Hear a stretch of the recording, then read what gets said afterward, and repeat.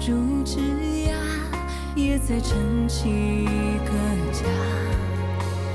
微笑如尘沙，也能让种子萌芽。贫瘠的土地上，才会绽放最美丽的花。只因它们献上了年华。愿是一束火把，一生如盛夏。每份热都是报答，是种坚定的步伐。后来的孩子呀，伴着春风渐渐长大。是因为有人选择了留下，理想才终于开花。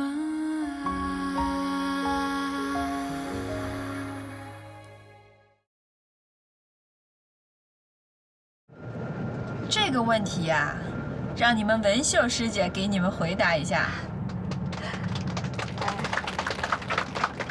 陈平学弟的这个问题很有趣啊，也非常的深刻。因为我本人啊是出生在这个贫困的山区，所以我对这个“穷山恶水出刁民”这句话是深恶痛绝的。我大二的时候啊，还专门查过一下这句话的一个出处，就讲说乾隆当年下江南的时候，他看见一个女子啊秀色可餐，就想上前去调戏人家。他就许诺人家说：“哎，你跟我回京城去，我可以让你吃香的喝辣的。”但是没想到呢，这个女子啊，也是一个性格非常泼辣的。她一边大喊大叫，然后一边还伸手去打乾隆。那众目睽睽之下，乾隆也害怕被别人认出来，就只有跑了。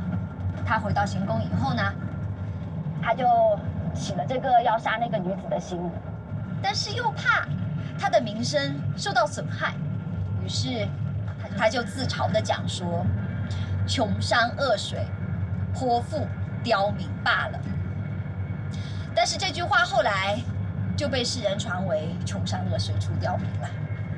我呢，第一次听到这个典故的时候，讲真的，我心里是比较气愤的。明明是你乾隆不对啊，你调戏人家在先，你还倒打一耙，讲人家女子不对，哪有这样的道理呢？当然，这个传说是不是真的，现在我们无从考证。但我想啊，就即使这是真的，那个把乾隆这句“穷山恶水，泼妇刁民罢了”的话改成“穷山恶水出刁民”的这个人，比乾隆就更可恶。为什么呢？乾隆讲这句话的时候，他的语境里毕竟还有一些荷尔蒙的因素在作怪啊。但是改这句话的人呢，他完全就是冷酷的、高高在上的姿态，用一句话就践踏了所有穷人的自尊。我们这些个第一书记刚来的时候，在一起讨论最多的就是村民的自私，他们的刁钻。等过一段时间呢，大家讨论最多的是他们的辛苦，是他们的无奈。等再过一段时间，大家在一起讨论最多的是他们藏在心里的那份纯真、善良跟自尊。左宗芳、沙无双还有吴潇他们三个是住在韦平民家里，他们家呢，把家里唯一的一点白面拿出来，给他们做了第一顿早饭，但自己家人却在偷偷的吃红薯。而韦家夫妇就看着自己的孩子偷偷的咽口水，也要把它拿出来给我们这些只是偶尔来寄宿的学生吃。为什么？仅仅是因为我们是他们的客人。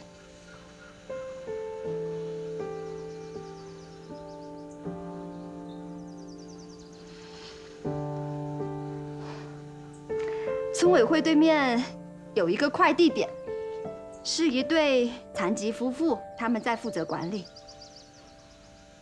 这是他们的照片，有印象吗？我见过他们两个呢是在网上认识的，他们结合到一起的唯一条件就是两个人约定好，从此以后不再接受任何人的怜悯，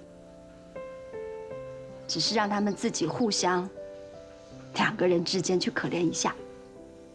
在这个快递点建立之前啊，他们的日子过得很难，没有户口，没有土地，没有结婚证，就靠种别人家的几亩山地在勉强维持生活。孩子出生了，上不了户口；老公腿摔断了，没有钱看医生，就自己拿几个小树枝这么绑一绑，就这么挺着。哪怕日子过得这么难，他们没有跟任何一个人求助过，没有跟任何一个人借过1分钱，因为他们不想接受别人的怜悯。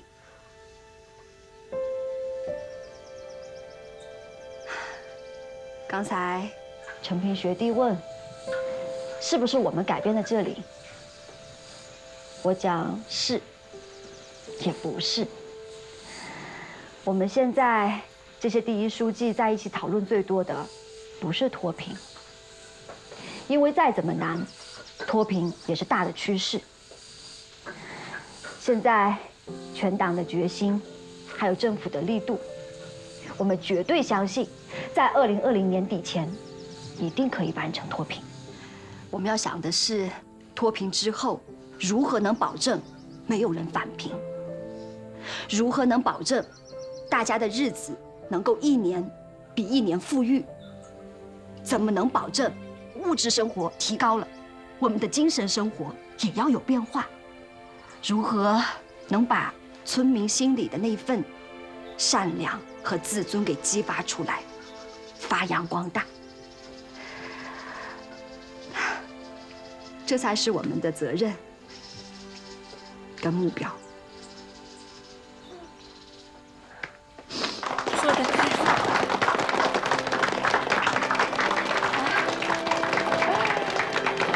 谢谢大家，谢谢大家。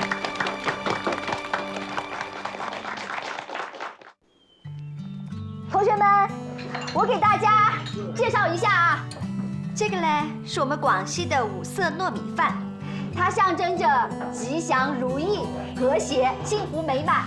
像我们这个3月3歌节，或者是其他的一些节日，就会做这个五色糯米饭必须呢是放在餐桌的中央寓意着五谷丰登、丰衣足食。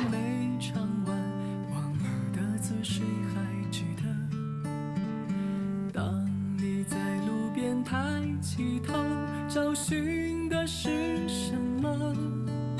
相聚过的人都走了，眼光到今天还红着。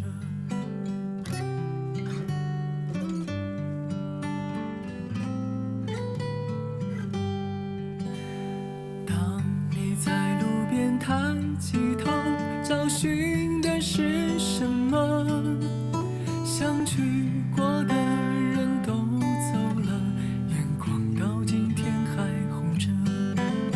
看记忆里的那些轮廓，如同黑夜的花火，时常在我心头闪烁，映照出另一种辽阔。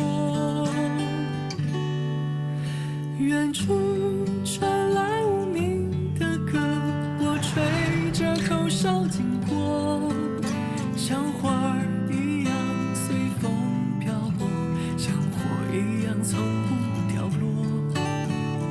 慢慢的通往是江河，转身后一笑而过，像花儿一样生根结果，像火一样留下温热。来，同学们，我给大家一起合个影哦。好。来，前面妹妹可以蹲下哦。来，3、2、1，好。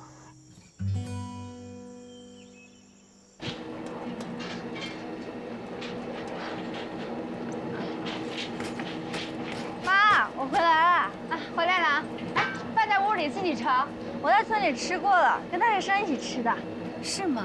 妈，那个明天我们还要去别的村访问第一书记，我也去。文秀书记知道吗？他建议我去的。啊，那好啊，好事儿。行，那我回去了。哎。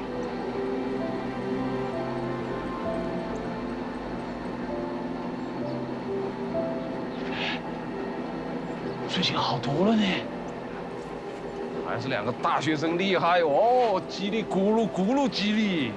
人家那叫说的是外语，你懂吗？是不懂咯，所以才厉害。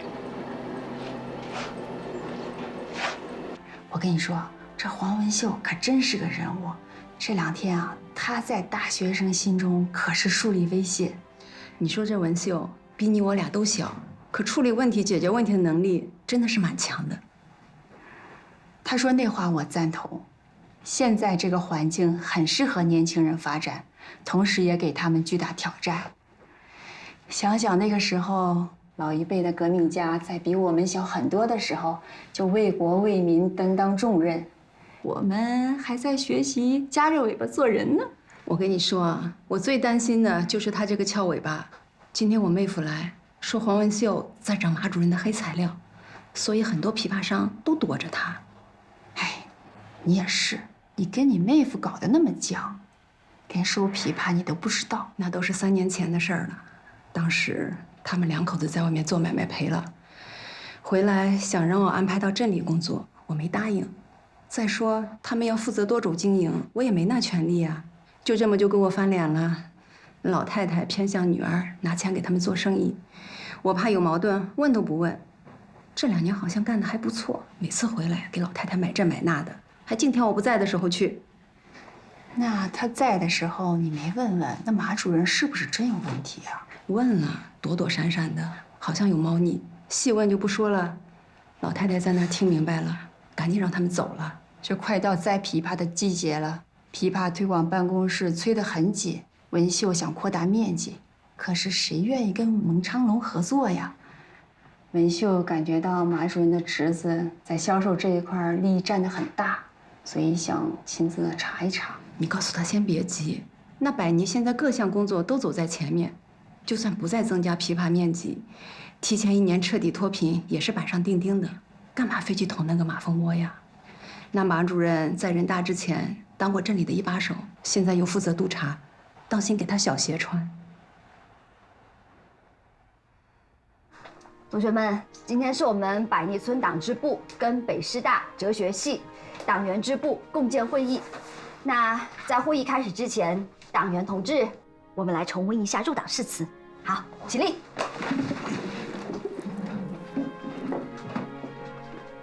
我宣誓。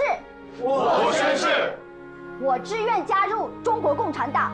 我志愿加入中国共产党，拥护党的纲领，拥护党的纲领，遵守党的章程，遵守党的章程，履行党员义务。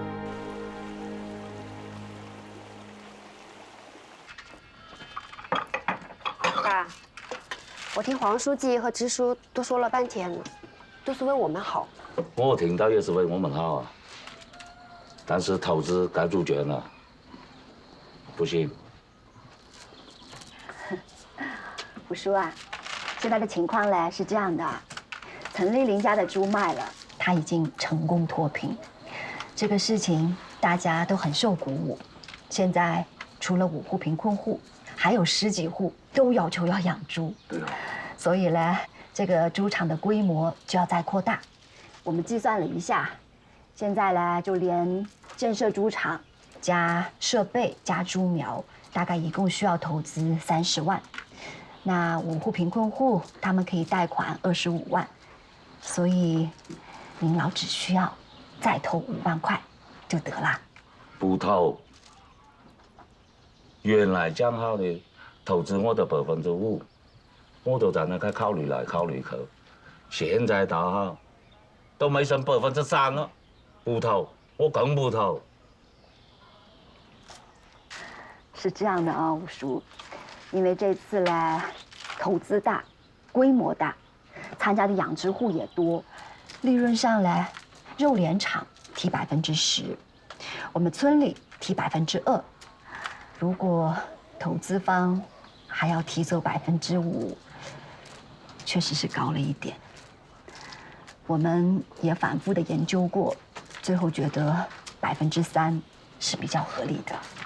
吴叔，你不要小看3%哦，现在规模扩大了，3%得的钱也比银行存利息要高的很多哦。是，你再考虑考虑哦。不需要考虑了，这么低3%，不投。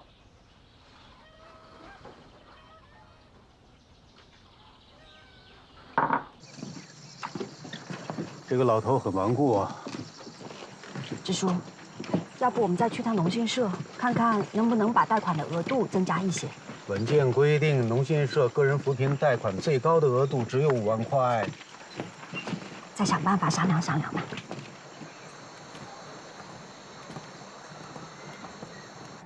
我们想建一个养猪场，需要30万。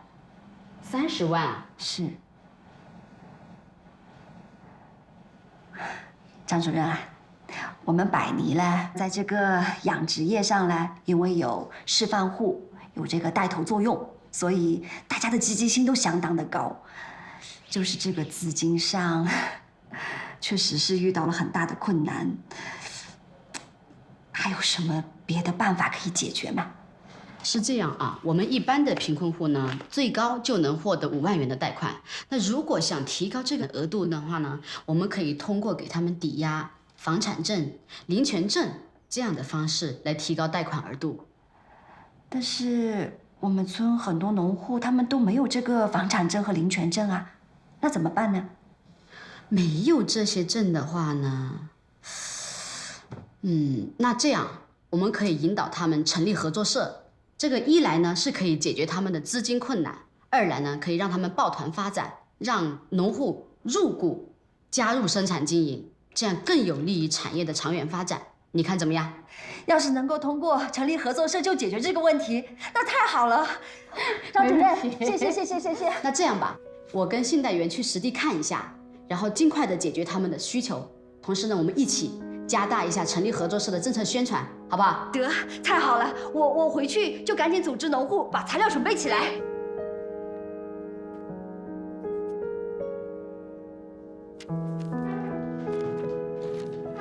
谢谢，感谢我们广西农信社对我们百尼村的这个脱贫攻坚工作的大力支持。来，支书，我们有了这笔资金，猪场很快就可以建起来哦。这个也是我们应该做的。我们广西农信社啊，是金融精准扶贫的主力军。那这个呢，也是接下来我们乐业农商行的主要的工作。只要符合政策的，一定全力支持。啊，太感谢了啊！真的感谢。谢谢啊！啊！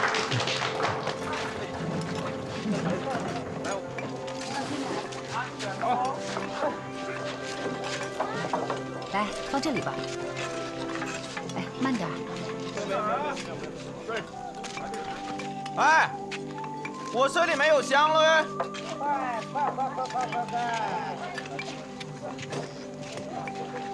这个我，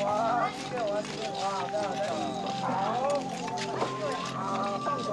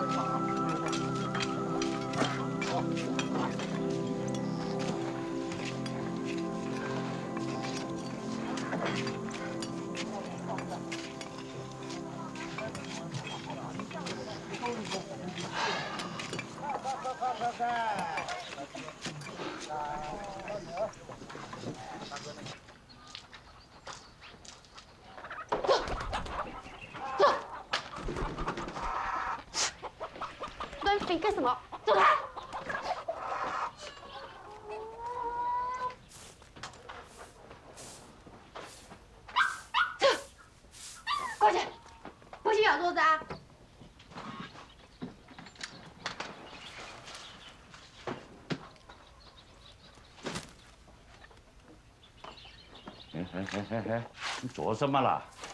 打鸡骂狗嘞？不要咬桌子！见也见了，投资没投得上，也不一定是坏事。那父爱也说了，这个东西啊，也不一定是很有把握的。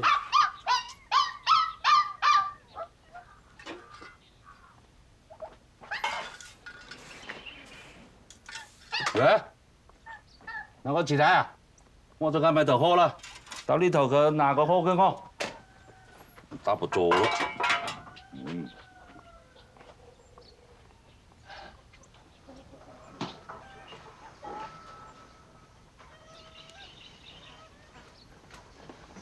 哎呀，养猪就养猪，像长毛老婆那样子，在下面搭一个猪圈，养得那么15头就得了呗。人家那都是自动化的，什么喂食清理都很方便的，自家养，猪粪都不好清理啦。口类就不说了啊，就房前屋后那么点地方，臭烘烘的往哪里堆啊？现代化，它的猪就不拉屎了是吗？人家那肥料还集中卖给种植户嘞，还给钱嘞。那你到地里头也是钱啊，搞得不好还多带点那些老玉米回来嘞。你没有听清村里宣传吗？保护环境，那屋前屋后都不让堆垃圾，更别说猪粪啦。那是政治，你去找那黄书记，喊他找一个跟我们对头的地方。那还有饲料防疫保险呢？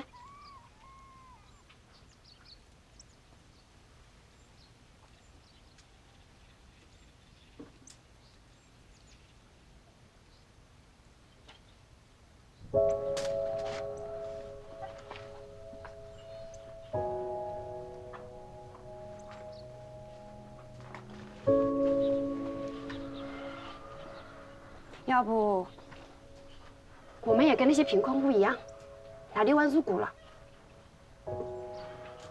这6万倒是可以，不知道人家算不算我们的。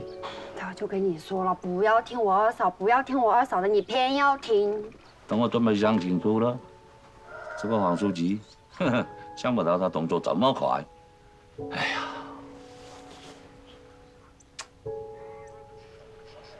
爸，要不这样了，你去跟黄书记说一下了，看看能不能也让我们入一股啊。黄书记他这个人对老人家还是比较尊重的，说不定会给你个这个面子嘞。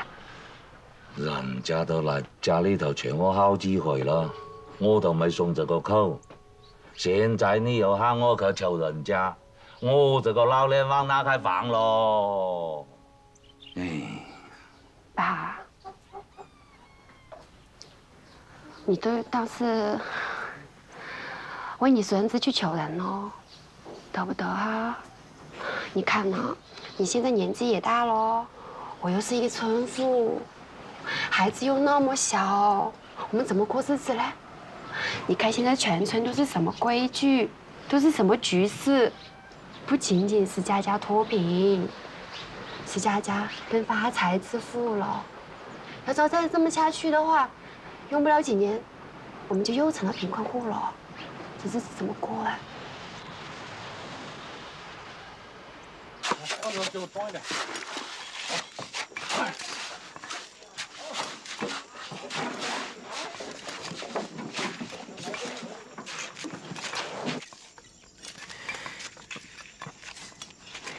那个站长啊，找你还有点事。现在啊，到那边去说。好嘞，好嘞，来。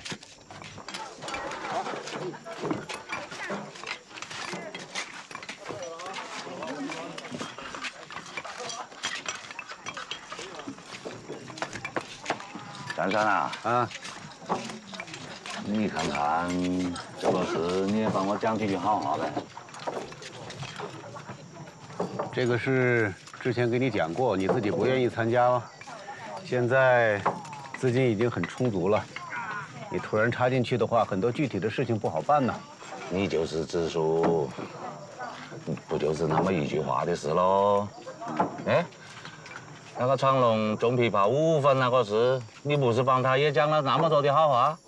每个事情都是双方自愿的，我就是支持一下哦。那你是真子也帮帮我呗？这个事我帮不了你，要不我把黄书记叫过来，你问问他。哟，这个黄书记来的话，我可能乱讲话的哦。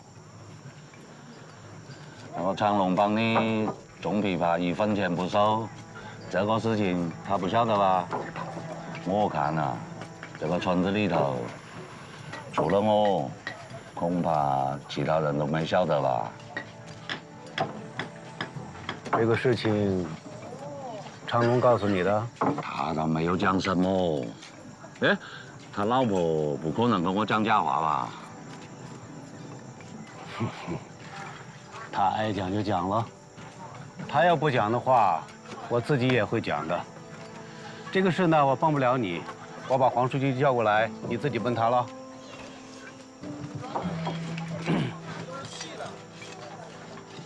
来，我帮你拎。啊，谢谢啊，没事。黄书记，黄书记，你打人，你打。吴叔在那边，吴叔找你有事。好啊。吴叔，你找我什么事啊？哎呀，黄书记啊，是这样子的，那个投资盖猪舍的事啊，我现在想通了。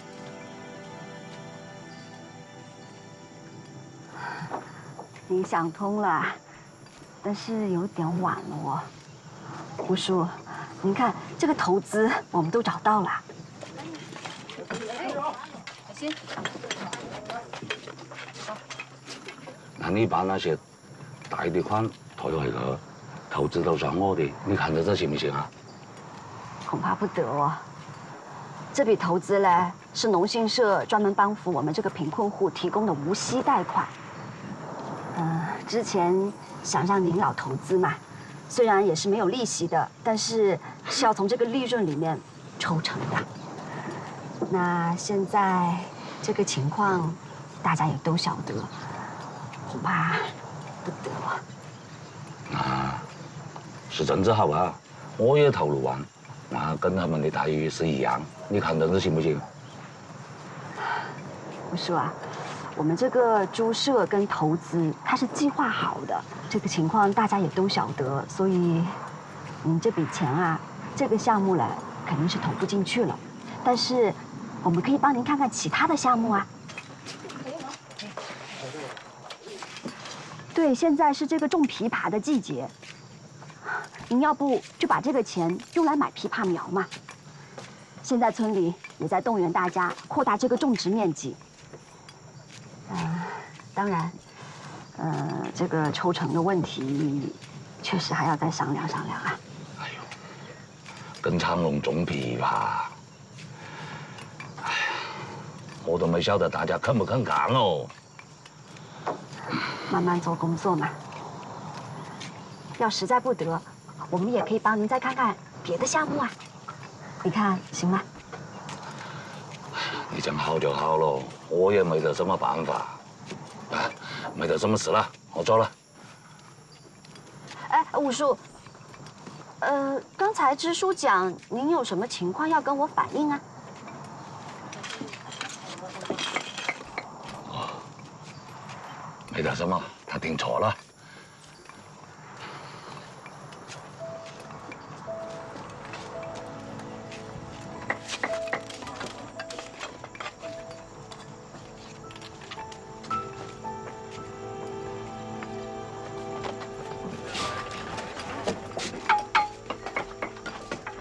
支书，来给我吧。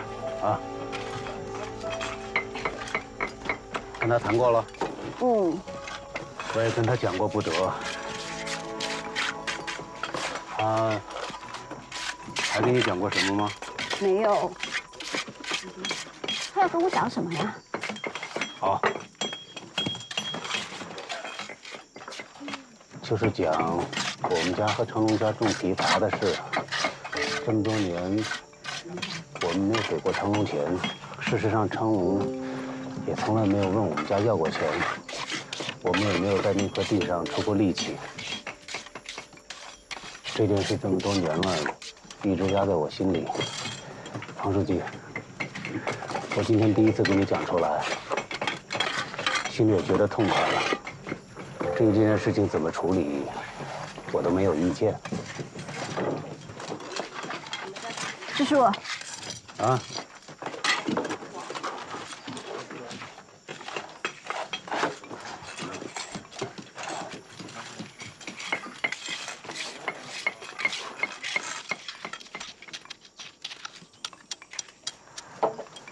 这个事，你觉得怎么处理好啊？我要知道怎么处理，我也不会拖到今天了。其实，你们跟长龙哥是亲戚，感情也好。如果你不是支书，他帮你们家种树、管理管理，这个一点问题都没有。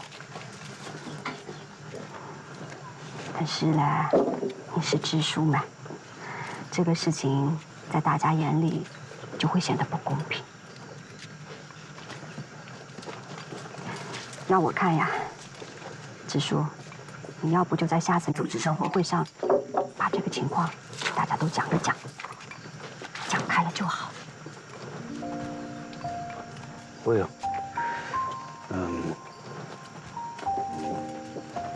他那个钱我是一定要还的，我记得都有账，但是呢，很麻烦的就是我们家现在钱不够，都被我老婆拿去支援她娘家了。这个钱呢，还还是不还，到底还多少，这个你们自己商量。但是支书，你要是决定在组织生活会上讲这个事，你要提前跟长龙哥打个招呼啊，让他有个思想准备。特别是现在马上又要到种枇杷的季节了，不要打击了他的积极性。更重要的是啊，你要跟他讲清楚，村里没有打击他，他以前签的那个承包合同是算数的，是合理合法，村里是认的。还有啊，嫂子那边的工作，你还是要讲究这个方式方法呀。酒厂的人过2天就来，这个酿酒合作社我们还是要争取把它成立起来。我前2天呢去找了嫂子一趟，她基本上是同意的。所以在这个时间点上，我们不要搞砸了。我明白。好，黄书记，那我去搬砖了。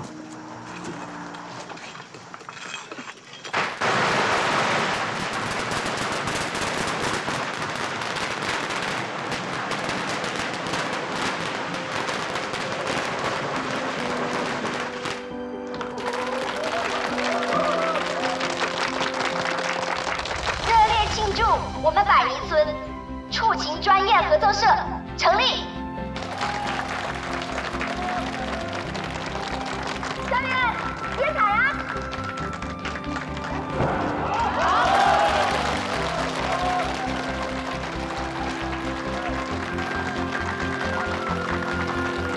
祝贺！谢谢，谢谢。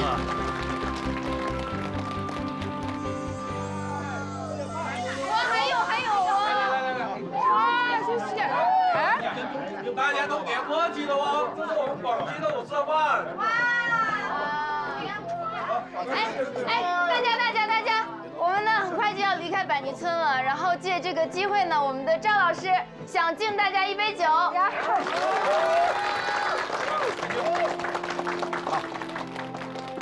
咱们各位百泥村的村干部，还有咱们的乡亲们，对，还有我们的房东，我们来这一段时间呢。感谢大家对我们的帮助，对我们的关怀，甚至是包容。所以，在这里我代表咱们北师大社会实践团的全体师生，对大家表示感谢。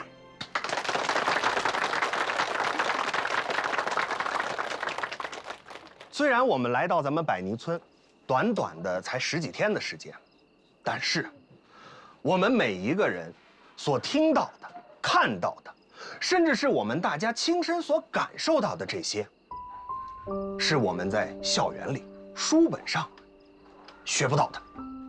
而这样的一种经历，会带给我们每一个人以后生活中、工作中、学习上，乃至我们的研究当中，是肯定起到积极作用的。所以这杯酒，我要表达的不仅仅是感谢而已。这里面呢，还有我对咱们奋战在脱贫攻坚一线的诸位表达的深深的敬意。来，同学们，让我们向大家致敬，大家干了！来，谢谢大家，干了。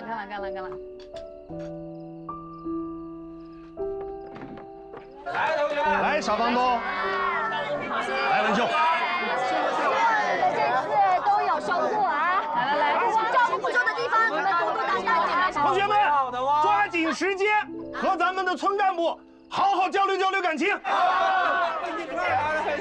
真久了，来来，您记得找我。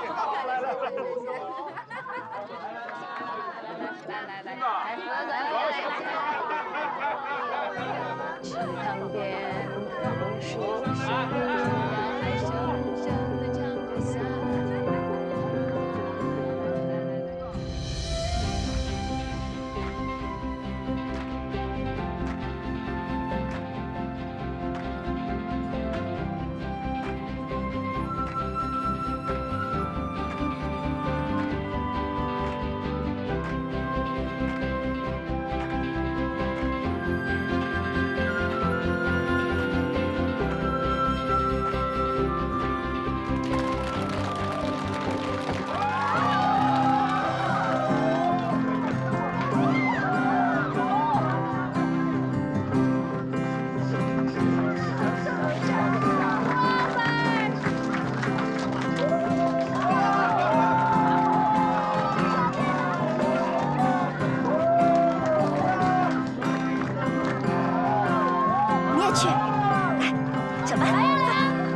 快来，赶紧去，上来！脆弱如枝桠，也在撑起一个家。微笑如尘沙，也能让种子萌芽。贫瘠的土地上，才会绽放最美丽的花。只因他们献上了年华，原是一束火把，一生如盛夏。每份热都是报答，始终坚定的步伐。站在山顶看那绿水间的一砖一瓦。每个人用岁月换不假。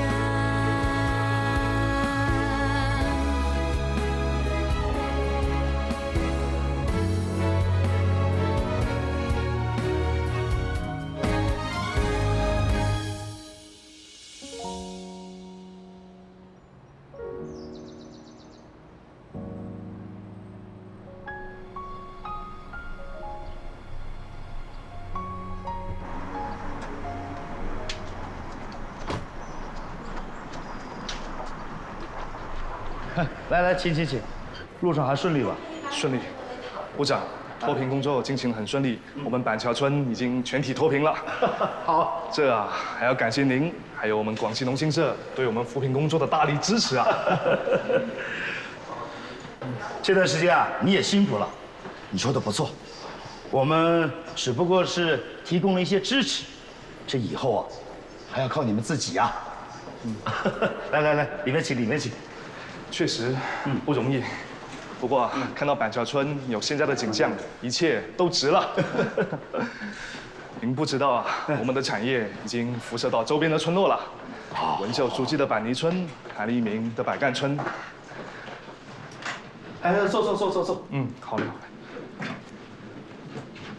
坐。部长，他们不像我背后有我们广西农信社的支持，他们应该在资金方面还是需要帮助。关于这块，我们广西农信社是不是也可以提供相应的帮助？哎呀，这一点你可以放心，我们农信社啊，就是我们第一书记的坚强后盾啊！只要有什么需求，我们能帮的一定帮，好不好？好。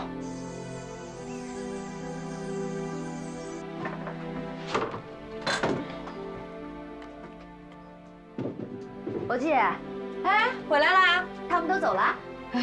都走啦，都依依不舍的，就连金凤都眼泪汪汪哦。哎呦，真是没有想到，这才15天，这些大学生就和村里人建立了这么深厚的感情哦，真是让人佩服哦。哎，你不要搞，你不要搞，行李也让我赶回去了，你不要搞啦。是，反正我闲着也是闲着。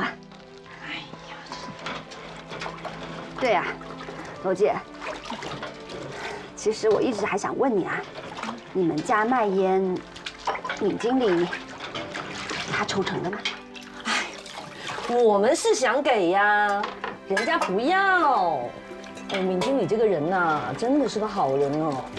是，他也是山里出来的，没有忘本，确实人不错。现在这样子很不容易的，当官。手里有实权，现在钱又那么咬人。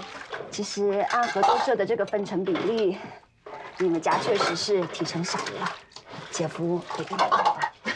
他高兴哎。再说了啊，这个面积扩大了，他收入也没少啊。啊，明天要考研了，现在正在家里准备呢。考研啊？考研什么样子啊？好看吗？看看是挺好看的哦，但是真要干起来就很熬人了，成宿要守着，就怕呢人要是一困了，那个火一大，哎不得了。这么辛苦的？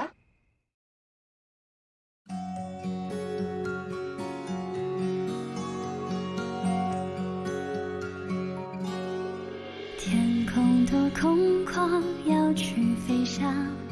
要奉献那一场愿望，女孩把梦想装满行囊，浪漫的彩虹各种各样，穿过了河流，阵阵村庄，用歌唱去顶住风霜，自己的坚强自己培养，每天把微笑当漂亮的妆。我要挥舞那双秀丽的翅膀，让小小身体爆发出力量，跟着那理想慢慢的成长，阳光照耀着我希望的脸庞，挥舞那双追逐的翅膀，摇摇呀挑战未知的远方，大大气给自己给一个赞扬，青春的绽放是最美的风光，